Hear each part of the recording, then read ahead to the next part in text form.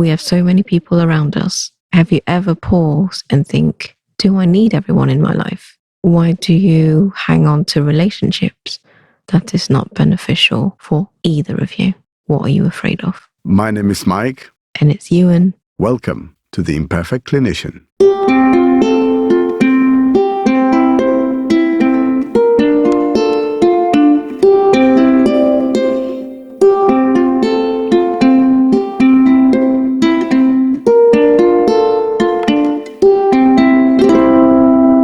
Do I need everyone in my life? We decided to put the episode titled like this because we're talking about the relationships with people around us, with our families or our romantic relationships And our work relationships. And work relationships, yeah. And we were thinking about the fact that, well, actually, maybe we have to go a little bit more radical and think about things that are stopping us from achieving our own personal excellence, things that are like blocks in ensuring that we can flourish. And some of those blocks are within ourselves, but there are other people. And we decided to have a little think about what relationships with others can teach us about ourselves, about our attitude towards them. Because actually, do we need everybody in our lives?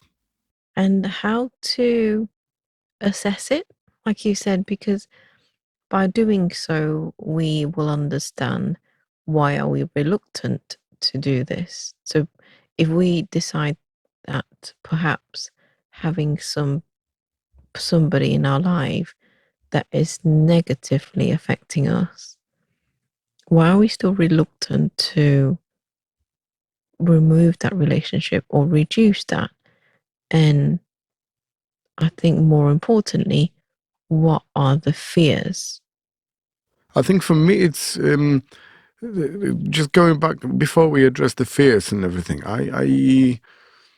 When I was thinking about this, it's just a lesson for me about myself in terms of when do I say no more? When do I say that's it? I've reached my capacity of cooperation, of interaction with particular person. And I think that yes, it's very easy to blame others for what's wrong in our lives.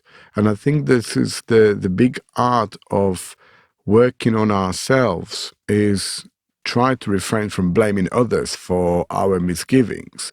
And the true value in it is not just to cut people off because we feel that they are not affecting us. It's just trying to identify those that have got negative impact despite us being insightful, caring, and working on ourselves. I don't know whether you know what I'm trying to say. I know where you're coming from, but for me, those steps come a bit later because I need to understand what is the purpose of me keeping the relationship. How does that relationship serve me? And I need to understand, if I knew that I feel bad or put down after each interaction, why do I always go back to this conversation? Why do I always go back to this interaction? And the only way for me to find out is to understand what's the driver and what are the fears before I can decide what is my next step. Because if I can't address those fears, then even if I really wanted to stop this relationship, I am not able to because the fear is still in the driver's seat.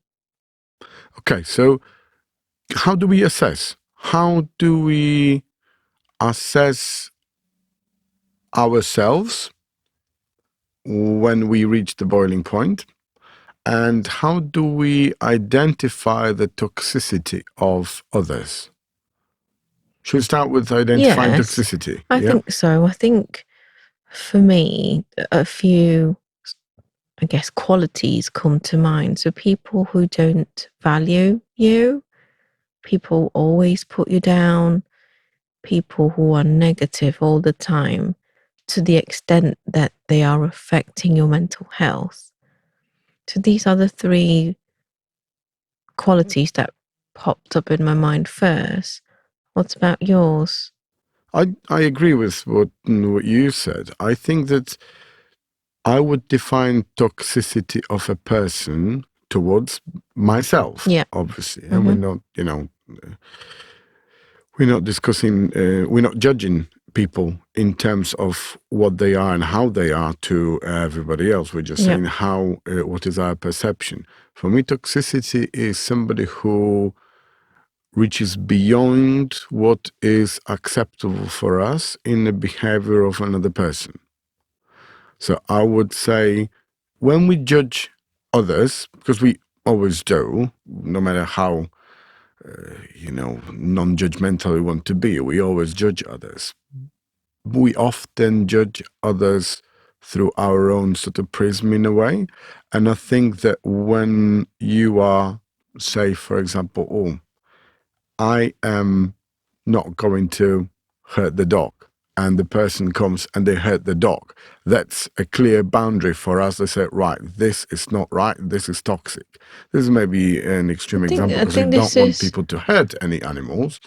Is it not then understanding what your values are against somebody else? Because I wouldn't call it judging. It's understanding what are your triggers and what are your boundaries, and then clearly communicating it with the other person, and then see what's the outcome. But on the other hand, we don't want people to be exactly like us, because they then bring limited amount of value to our lives anyway. We want people to be different. I agree. So when you have diversity amongst everywhere, social circle, work life, it increases your perspective and make you more aware of things around you. I agree. Yeah, but you learn. But the clear, I think the important difference, I guess, in this case is you are able to communicate clearly what's okay and what's not okay for you, and for the other person's behavior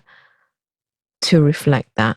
And the same way for the other person. So what's okay and not okay for them is clearly communicated to you as a friend, or whether it's a family member or a work colleague. Like we were talking before about deciding with our feelings. Is a decision that we come to agreement that somebody has got a toxic influence on you? Is it decision of your head or of your feelings, of your heart?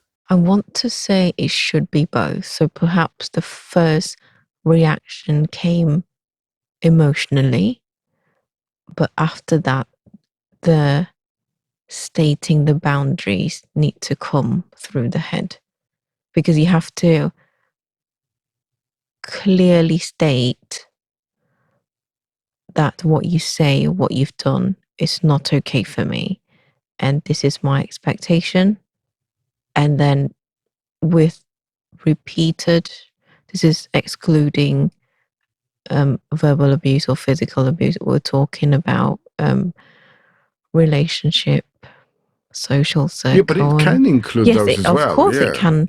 But what I'm trying to say is the clearly communicating that is provided you're not in danger.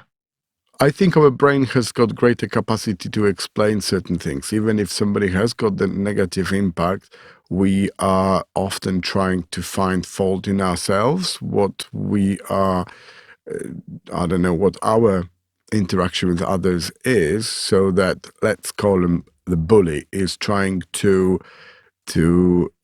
get into us in a way. So I think that for me, it's more of a reaction of the heart when we say, right, this is it, I've reached the boiling point. Yeah.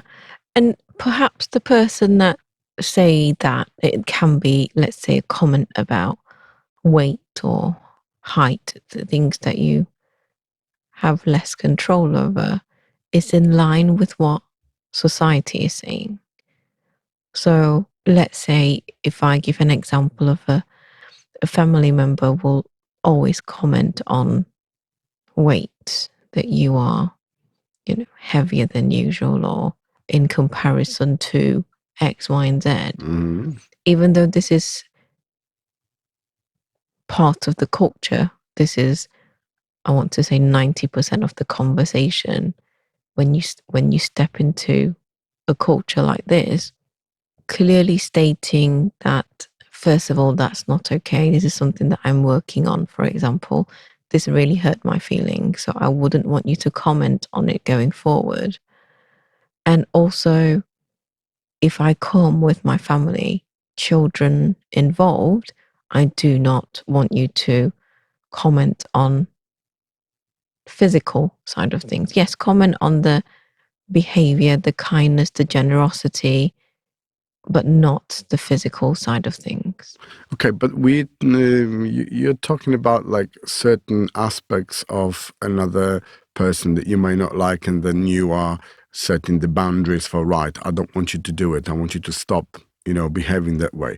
So is this a making ground for in the future for realizing, right, I need to cut it off because it's dragging me down? Or do we take the person as a whole and say, right, just being around that person increases the level of anxiety, fear, all sorts of Yeah, those feelings that doesn't allow you to flourish? I think it depends on how open the other person is to feedback. I think it affects how much you And feel about, yes, and how much impact it has on you. Because if this is a person that goes, after hearing your feedback, because if you don't say, the other person wouldn't know, it's not the other person's responsibility to know what you're thinking. You have to very clearly state that. That's the first. After repeated attempt to explain that I don't want this to happen, I don't want you to say that, then the next step, I guess, can be a little bit different with family members and friends. So if you have a family member, it's harder to completely cut them out. It is possible, but less likely so, especially if it's somebody that you're very close with. And perhaps similar with friends, it depends on how much distance. By that, I mean physical and emotional distance that you can put between you and that person that inflicts harm. Because after the conversation of you saying all of that, it's very clear how much impact it has on you. So if the other person is still doing that repeatedly, it might mean, first of all, they have their own baggage to sort out. It might mean that they're doing it because they're trying to feel better about themselves by putting you down. It's a whole variety of reasons, but if they're not in a place to support and to respect my boundaries, then this is somebody that I will take time and conscious effort to move away from. And if it's a family member that I go back and see, I don't know, very infrequently, each interaction before I see them will be very, very clearly repeating my boundaries. And if the boundaries are not respected when I'm there, when the children are there, I will call it out. I will say it in front of that person, in front of everybody else, or in private. Similar to what we said about giving feedback. This is not okay.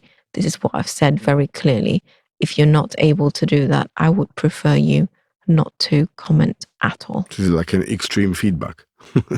Yeah, but if it's repeated. Yeah, what if you are scared of setting those boundaries? You don't know how to, and you still need to do something to cut yourself off from that particular person, because it's not always easy to stand up for yourself in front of somebody who is, being, well, let's call it unkind to you, okay? Yeah. Who's bullying you, so how do you make a decision that you're going to separate ways with the person that in question? Yeah.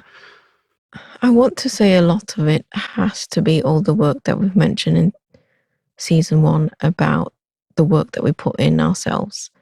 So before all of that, I would not have the courage to say to an older relative, understanding that Chinese culture, respecting elderly is a big thing, to say that is not okay. I do not want you to say that. And then repeatedly calling this behavior out either in front of the person who's older than me or in front of other people, if that happens. Yeah, because to some extent, there are some relationships that are very difficult to mix yourself out of. Exactly. Yeah? And the other thing I also want to mention that I feel is really important to me is when those unkind words are being spoken to and I don't stand up for it, what sort of behavior am I modeling for my children? Because this will happen in school. This will happen in their social life. They will see it happening to somebody else. What I do models a behavior for the children. That requires quite a lot of courage and, making sure that you overcome the anxiety of being around people who are dragging you down. And I agree, you need to do quite a lot of work on yourself to realize your position, to do a little bit of reflection on yourself in order to start the conversation, because sometimes, sometimes you can leave things like an open chapter and maybe misunderstood in a way. I don't know, but I think you need to work on yourself in order to present yourselves toward another person that, right, this is not right, we're off. We have nothing else to talk about. Yeah, and when I mention this to in less elaborate terms, but essentially when I was counselling one of my patients who has anxiety and who has trouble saying no to people around her that is taking advantage of her, it wasn't me telling her to say no. It was me providing her with the perspective of, if you say yes to somebody, you say no to yourself. Because yes, it's hard to say no to other people, but you are essentially saying no to yourself. Yeah, you're denying yourself an opportunity to either do something for yourself, Yes. or opportunity for growth. And when I followed this patient up afterwards, I didn't give her any medication. It was more counselling. She said she felt so much better because in some ways there are different ways of saying no, and there are, for my patient, easier way of saying no. For example, not replying to text at all. And that's a way of saying no, because actually writing no is harder. And then with time, she built the confidence to say, no, I'm not going to do that. This is my space, stay out. Yes, exactly. But that's why I'm saying it's not, it doesn't have to be standing out. It's scary, regardless of, which level that you are doing it. Even refusing to reply a text, for example, that can be, anxiety inducing too. However, my patient took a more gradual way of saying no and slowly build the practice of saying no, and then experiencing how she feels after that, the empowerment. And so these steps made her realize, by saying 1 or 2 no's, how does she feel after that, how she would have felt if she said yes, and then the guilt and the blame that comes with herself afterwards. And then after that, it was much easier for her to keep saying no. I could do with a bit of your advice when I was a teenager.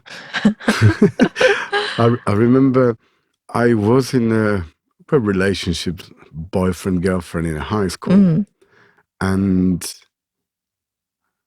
probably some of my friends still remember how impacted, you when you were young, you are usually going into relationships like all in. Of Okay. And course. you don't know You don't have a what filter, do you? you don't have a filter. That's one thing. You don't have the experience and you don't know what it should be like, especially in my case. I used to go out with this girl who was a bit older than me. I want to say that she was 2 or 3 years older than me. Okay. But, it matters when you're like 15 or 16. Yeah.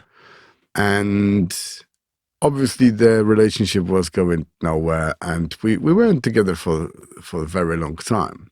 But at some stage, what started happening is she was starting to, terrorize me is one word for it, because she didn't want to split up.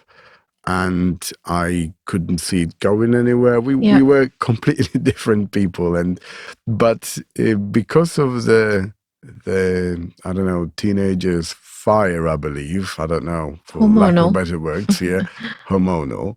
She threatened, and she also was showing me, for example, that she overdosed on medication because she wanted so badly to stay with me that it's either me or no one. And if someone puts you in a position like this, it is a bit of a red flag. Of course. If you all of a sudden, being, I don't know, 15 or maybe 16, have somebody else's life to allegedly, at the time you don't know, because you don't have that experience. I mean, she was taking hydroxyzine. I mean, you tell me how easy it is to kill yourself with hydroxyzine, okay? Just by the way, it is a medication that it's really, really hard to harm yourself, but as a mild sedative, I guess, or antihistamine used for sedation, might give you the impression that, yes, somebody's, taking pills to hurt themselves because of me. And it makes me guilty of it, to prevent me breaking up with them. And yeah, it was quite traumatic for a young person to be in a relationship that was threatened to, right, stay with me because I'm going to kill myself. If you're so young and you don't quite know what to expect from your relationship, I guess, you assume that things can go all the way, I guess. And it is very hard to recover, and you're scared because obviously you don't want to hurt anybody. Obviously you are aware that relationships come and go, especially if you're 15 or 16, and very rarely those relationships last. I mean, I wish people to last, first relationship to last until the day they die. Well, Would albeit you? in this situation, well, some people do feel better that way. You have those love heart stories, and that's not me. I think it's Okay. good in your life, in a relationship, to get burned. I agree. And I think that's a topic for another episode. We've got a Yeah, lot to talk about. but this is what really got me thinking. I think for the first time, where you need to physically separate yourself from others with the help of, I don't know, your friends, family as well.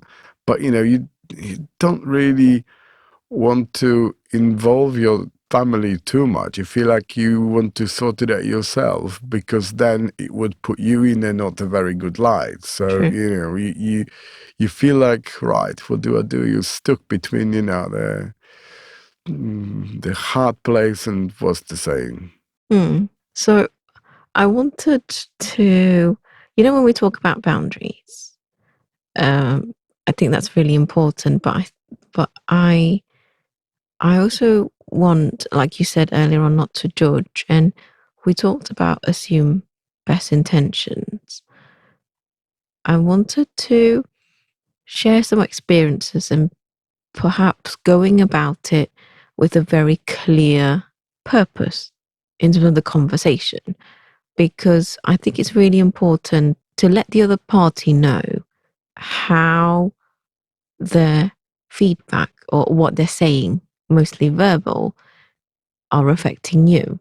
So, for example, if I've got a new job and then this friend is talking about how I'm probably going to hate this job, maybe this friend is doing it thinking that I'm actually doing you a favor, but not realizing it's not helping with my situation because perhaps I'm already quite worried about it.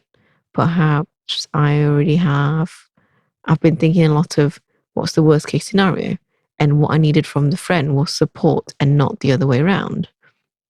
So if this is not something that you have in your regular relationship, which I would strongly recommend, I tend to say this at the start with any conversation with Mike. I would say, I need you to support me, or I need you to listen, or I'm just ranting. I don't need you to give me advice, or I need your sounding board. I need you to poke holes in everything that I'm saying. I think it's very helpful to set that clear expectation, what you want out of the conversation. And I think it's quite helpful for the other party. Would you agree? I think it is essential to know what you're talking about and what is the purpose of it. It's sometimes very hard to do, and sometimes we use all sorts of shortcuts to because there's no time, you can't make yourself clear, or you don't know where it's going, you don't know where your head particularly is located. So sometimes it is hard to do, and I think life would be easier if we knew how to set those boundaries for the agenda Yeah. for the conversation. Do you know what I mean? Because the thing is, if you are prepared to discuss certain things because that's what you want to focus on, who am I to, to change this? If there's something bothering you, and we're not talking about casual, Yeah. conversation. There's something that's bothering you and you want to do something about it to either unload or find solution or whatever it is. And in this situation where my friend is thinking they're helping me, I think it's helpful to set boundaries. So if you haven't set the expectation very clearly at the start of the conversation, then use this opportunity to set boundaries. Something along the line of, I know there might be things that you are concerned about for me, but it's not helpful for me to hear them right now. It will be helpful to hear some positive things. So I feel that when I say that, I'm taking into account that they're coming from the best of intention. So they want to, in some way, prepare me for the worst case scenario, but not knowing what I actually need from them right now. And so, how does it feel for you? If I were to say that to you, how would you react? I think when we're talking about, people who are toxic for you, they're usually people who know better than you and people who want to do things for you But or go instead back of to you. the assumed best intention. So I'm assuming they're doing that because they think it's helpful for you. So if you think that was helpful for me and you tell me worst case scenario for the new job, and I tell you very clearly, I know you're worried about me. I know you want to prepare me for it, but it's not helpful for me right now because I'm feeling worried. I need to hear some positive things from you. Do you think that's clear in terms of what I need from you? If you make it clear, then yes, but sometimes what you think will not be relevant or vaguely interesting to people who are not interested in your agenda, in your idea of the conversation, for example. Yeah, and if that's the case, it's more of a one-sided relationship or one-sided effort with the toxic relationship because it's toxic for both sides. Does it make, I mean, not every conversation is toxic and not every situation is toxic. Do you think that it becomes toxic when it's continuous or a repeated manner? Yes. That you are seeking, I don't know, some kind of a support in another person, but what you're getting is the same sort of story of, I don't know, denial, I guess, I don't know, of judgment. Yeah, because I think when I'm being told about a situation, I find reacting emotionally doesn't really help.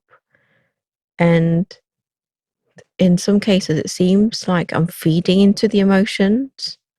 I'm feeding into the situations with emotions. And some personality found that it actually causes dependency on the reaction, which is quite unhealthy. That's unhealthy, yeah. And so being a voice of reason and a calming friend has more of a positive ripple effect for both parties. Because if you start to feed into that and start to get angry alongside the other person, it's not relaxing anyone. You're right. You're right. Do you think it's the people who you want to have an impact on your life, or who have,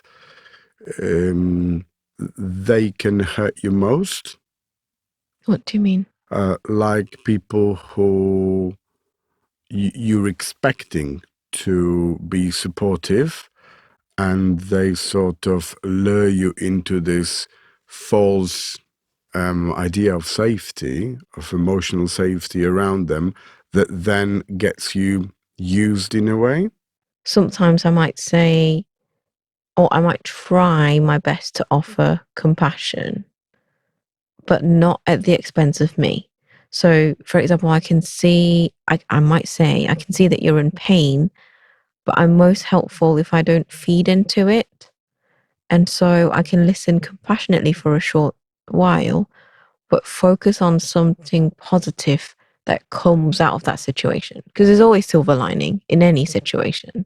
I guess, even if there is just a learning, Yeah. opportunity. Yeah. And even if that might only mean that you learn more about yourself, I think that's a great learning opportunity. But identifying it sometimes can be quite tricky. It Yeah. is. And do you remember when I say at the start, I think it's really important to ask why. What am I getting out of this relationship with negative people? Is it because I want to feel needed? So they come to me with problem each time, even though it drains everything out of me and I don't seem to be helping them anyway? Or is it because we can all moan about the same thing, almost like a fake sense of belonging? Or is it a fear of change? Well, what if I slowly reduce this time spent with this person that is really dragging me down with all the assume best intention and all the boundary setting? I'm still not getting anywhere. Am I scared of changing? Because if I say no, that's it, that's the end of the line. Or is it maybe because I care about what other people think? What if I then say no? What are they going to think of me? Especially if you're used to a model of people pleasing, worrying about how people view you can be like knee jerk reaction. So when you are considering another person in general, Mm. should we look out for the red flags and what those red flags would be?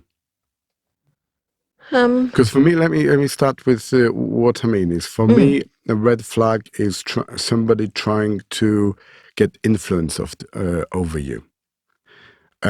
It means that, When you say influence over, what do you mean? or what I mean is, somebody's trying to overwhelm your idea of a situation or relationship, for somebody to gain influence over me, meaning that they take an initiative out of my hand in a way of understanding the situation, probably.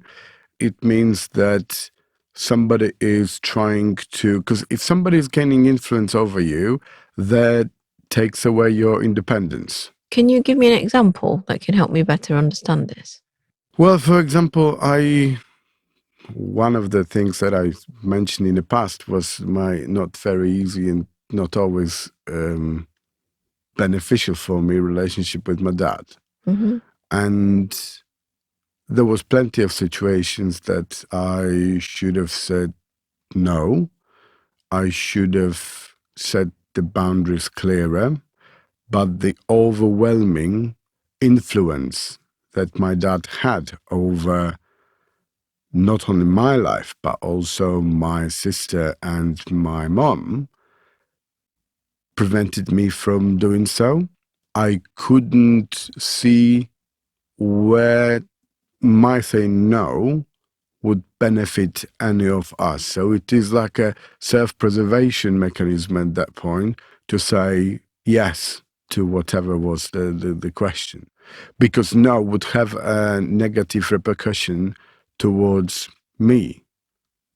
But that is abuse.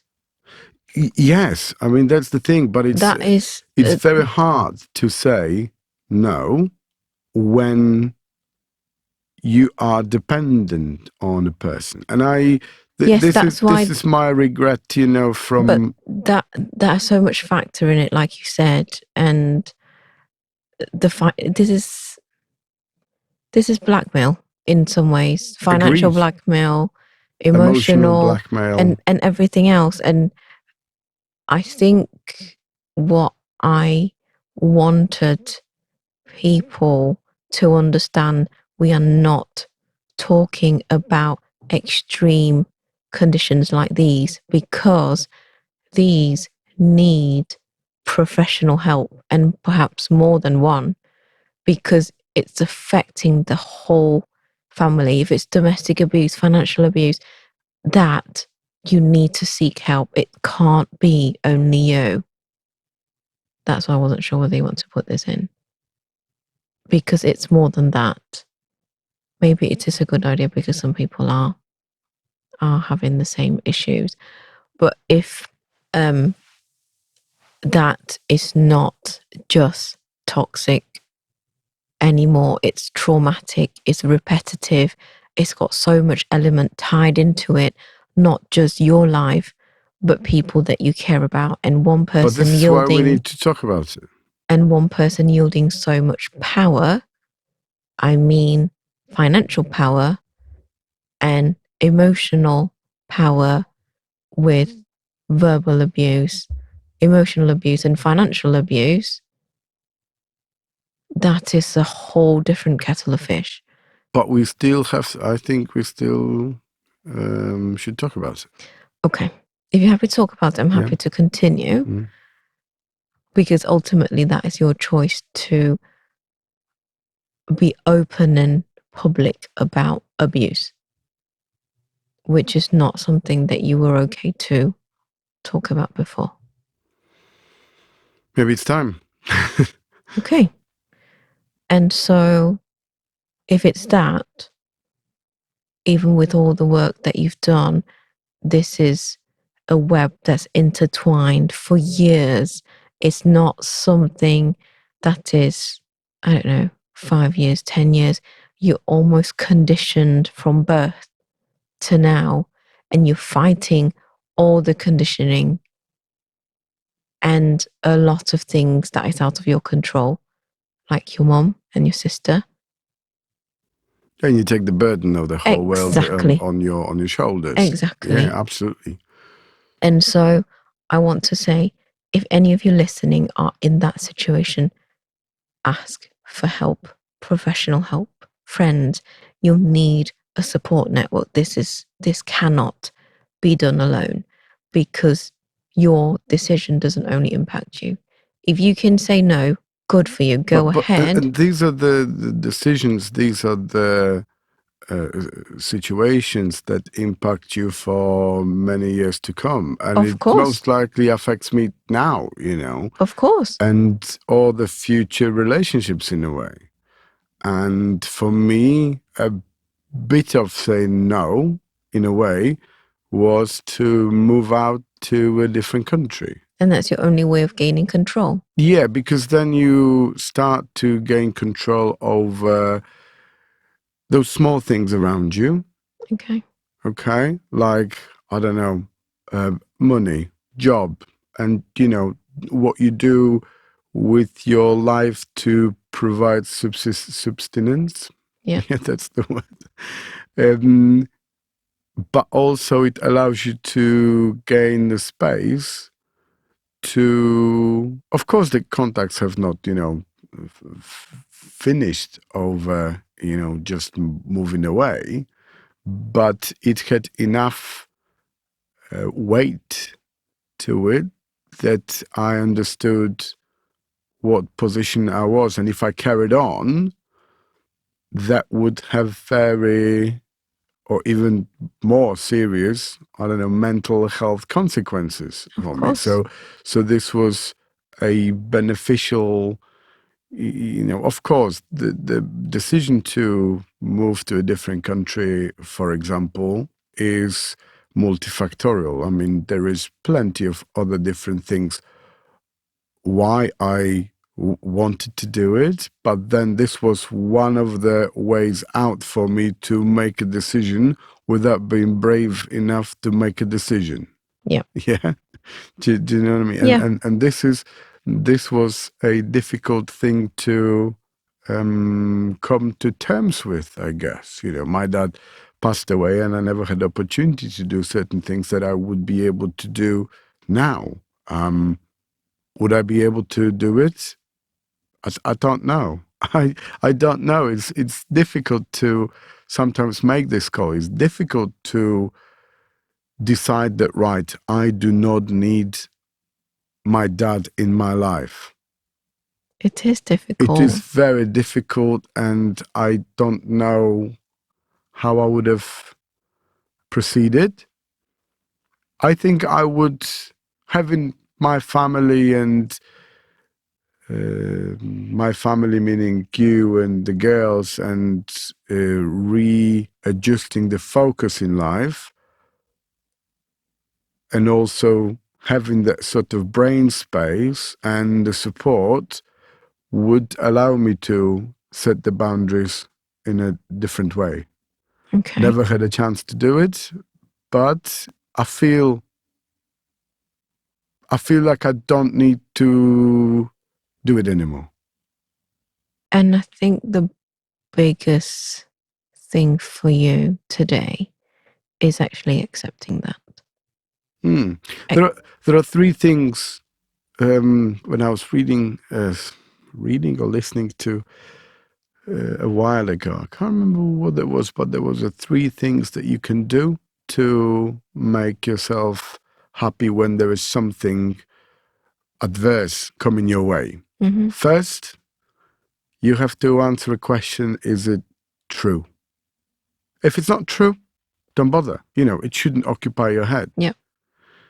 When you say is it true, what the other person's saying is true or not? Yeah, if the or whatever comes your way, somebody being negative about something. Negative about something, or there is somebody makes a statement about you, for example, right? You're a stupid person. Is it true? No. Stop worrying about it. Okay.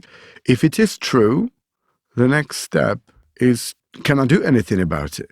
Yeah, to see whether it's within control or out of control. To see it's within the control. And the third part of this happiness in that respect is the acceptance. And it is a master level because it does take some work very often on yourself to accept what cannot be undone, something that you cannot have impact on. And I think if any adversity comes our way, if we answer those three questions, if we follow those three steps, so is it true? Can I do something about it? And accept it. Will make us happier. I want to say there are potential faults within the three questions. The first one is it true? I think when you are, if we go back to the extreme conditions, when you're being told, when you're being put down consistently, over time you believe that, because as we said, when you hear it enough, that becomes your inner voice. So that becomes true, even though it isn't. it's because your perspective has been colored by somebody who's constantly doing the emotional blackmailing. The second part is whether within control and out of control. If it's something like taking away independence from you financially, or cutting out friends, cutting out family, essentially it's taking away control and taking away power from you. So and you removing can't all of do that. things. Exactly. And so in an extreme condition, or in your case, I don't think that three questions model apply. I think they are valid now. They're valid After now. you've done the work on yourself, after you've reflected. So is it not, have you accepted it? Is it the first thing to fully have the courage to accept this fact? You have to first realize what you're accepting, what you are reflecting on. And I think that this comes from the work you put in on yourself to try to understand your position, where you are and where you need to be, reignite or find purpose, and follow your little route to happiness in a way. And that allows you to be more open towards acceptance. Would you agree with that? Yeah, I think if you find what's important for you, especially after understanding yourself and doing the inner work, you'll have the grounded confidence to slowly have the awareness and the acceptance, definitely. And I think we all, myself definitely, have wished, whether it's parent, sibling, friend, or partner, can be more positive. And if someone within the circle is constantly feeling bad, I want to help. And I want that person to be happy, because that might equate to my self-worth, because that's my contribution. I've always been the one who take away worries. I've always been that. If you define your role as that, it's very hard to step out of it. Agree. It's very hard to break it. And sometimes, like you said, when you get to the acceptance stage, is realizing the best I can do is to accept someone as they are and let that person know that I believe in the innate ability to be happy, for that person to actually find it and give them space. And by giving that person space, I'm also giving myself space to rebound, to recover, because I'm sure when I am constantly the problem solver or taking on all the negative emotions, I'll feel drained too. And I need the space to recharge my batteries. I guess at the end of the day, it's me understanding that I love someone, but at the same time, I need to love myself to take care of my needs. This is very big thing to understand, to love yourself in order to love others. Yeah, and a lot of the times that is quite difficult to do, especially the action is equate to self-worth. And so if self-worth is equal to productivity or what you do, if you don't do them, you almost, hence the fear, are so scared of your inability to be loved. There are situations where we decide to part ways with another person. And usually these are people that have got quite strong impact on our lives and on the shaping of our world. Yeah. Because they're usually quite big decisions. And now the person is gone. We managed to, one way or another, part ways, cut off, or reduce move interaction. away, Yeah. reduce interaction. That person is missing. How do we grieve for that, for those people? I guess, first of all, understanding that it's normal to experience grief, even though you are removing a negative influence or a toxic relationship because you accept that they're not able to provide you with what you need, and perhaps you're grieving for the loss of relationship that you imagine you were going to have with that person. So you're grieving the idea, Yeah, not it's the reality. the idea. You're absolutely spot on here. You're grieving the idea, not the reality. And it is a new situation. It is. And as such, you need to get used to it. And you need to do some work on making sure that you fulfill that gap in your life. I guess the Or first do you leave the gap? I wouldn't fill the gap so quickly. It's just because I feel the most important thing is to sit in with the pain, with the grief, and understand where they're coming from. It's no different when you broke up and sometimes you think, oh, what would have, should have. That would be grieving the idea and what you think. And the reality, it might be completely different. Most of the time it is. It's understanding when you're grieving that idea, you're grieving that feeling. So I miss that feeling of being needed. I miss, what is it? What is it that makes you feel Where's the the magnet? heartache? Where's the Yes. magnet? And by doing that, when you understand yourself better, you go, right, this is why. And sit with the pain, and with time, the pain gets more manageable. You learn to adapt just with any grief, with any pain. And when you understand yourself better, the next step that you do before you rush to fill the gap would be a more conscious step, would be something that you do with more reflection instead of rushing to it. Yeah, because the situation forces you to learn from it. And when you learn, Yes. you fulfill the void in a more conscious way. Yep. And I guess when we say that, we talk a lot about, personal relationships, but it's unavoidable that something like this might happen at work. Oh, it's very, very often that we feel like people that we work with, or sometimes the whole organizations, are a bit against us.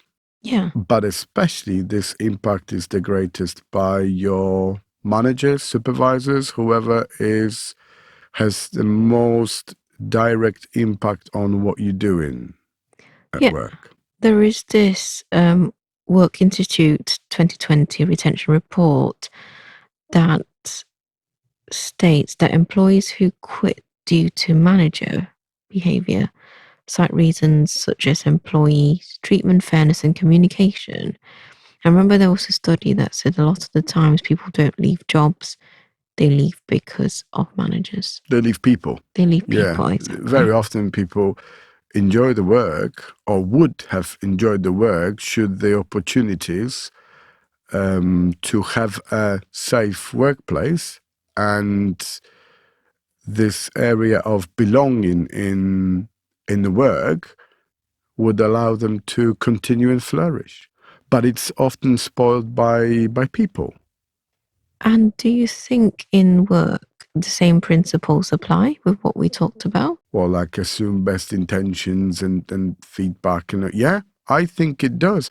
I think even more so because, in my opinion, it is easier to set the boundaries to people who we are not interlinked within family ties. Mm-hmm. And have a bit of distance have from a it. bit of distance from it, and realize that, of course, there are situations where people come back from work and are completely, down by what's happening at work, and it impacts their personal life as a consequence of it. And I think that this is the red flag for realizing, right, this is not the right environment for me. And usually it's because of people. What happens if you've done all of that and it still doesn't work? What do you mean? For work, once you've done all the assume best intention, provide feedback, you set clear boundaries, what happens if that does not work? Well, you have to consider alternative options. alternative employment. You have to reflect on the situations that you've done everything that you could, and you accept that position you're in is not going to help you grow. And sometimes we learn the hard way. Sometimes sometimes we are able to put up with things that may not have that great impact on us, I guess. And but sometimes we need to part ways. And I know it's easier said than done, because sometimes it's not as straightforward as that. Sometimes you need the money, and the family relies on you.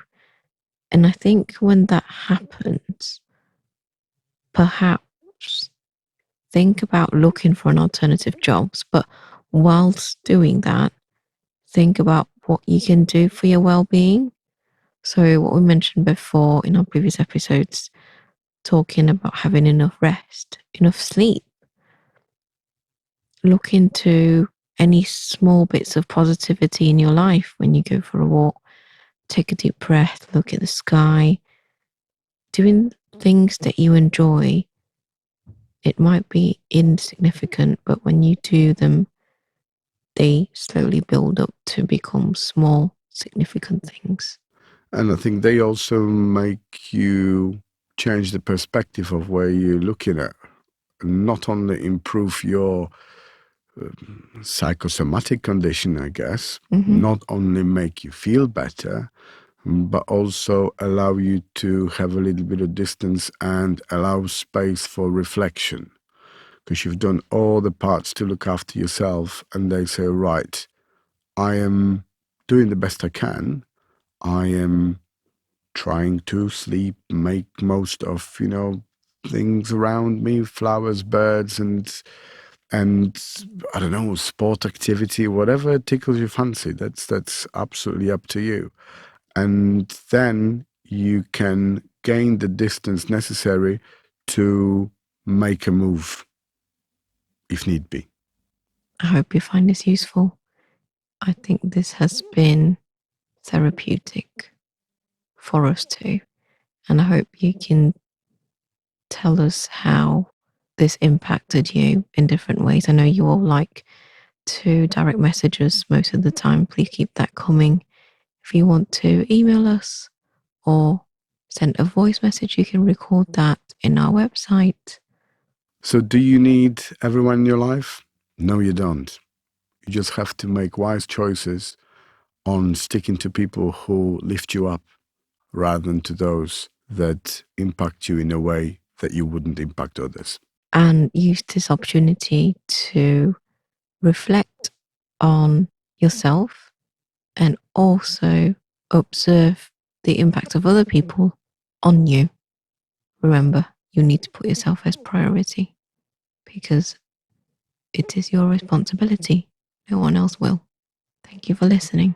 If you're not going to do it, no one else will. Absolutely. Okay. All we have left is Yuen Reads, and thank you for this week. Until next time. It's about time for Yuen Reads. Welcome to the segment of Yuen Reads. This book is called How to Meditate by Pema Chödrön. As I mentioned before, I do meditate, but sometimes I go, am I doing it the right way? I don't know whether there is a right way. I know some people don't meditate by sitting down. Some people meditate by walking, but I was just like, maybe there is a book that I can read and maybe find out on how I can meditate in different ways, how I can be more aware of what's happening in my brain. And I'm sure it will have, the breath as part of the basis. But there was so many things on here that I took away from. So I want to say this book is really friendly for beginners and seasoned meditators, I guess is that a word. I bought this book to one of my dear friend, and she found it really helpful, and I do as well. And there are different ways of working with your thoughts and different techniques of meditation and different ways of being with your emotions that I find was really, really helpful.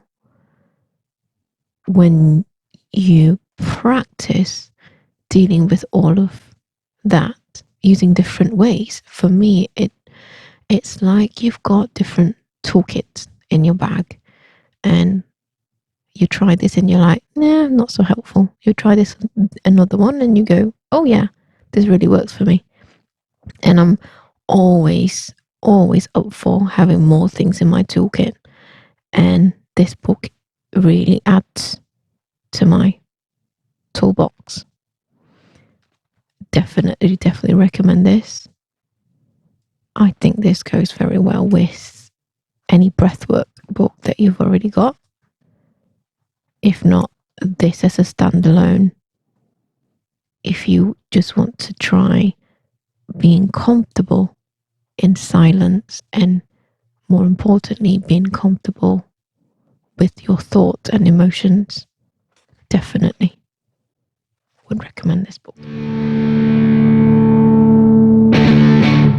You just listened to the Imperfect Clinician podcast.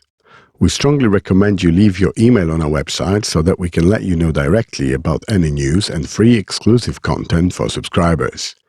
If you review us on Apple Podcast or Podchaser, there is a chance we can reach more people seeking support and encouragement. Reflect on how you are now and let us know about one thing you would do differently after listening to us. We love to hear from you, so please keep the questions coming via direct message, email, comment, or record a voicemail on our website. We will do our best to answer you either directly or via the podcast. Bye for now, and until next time.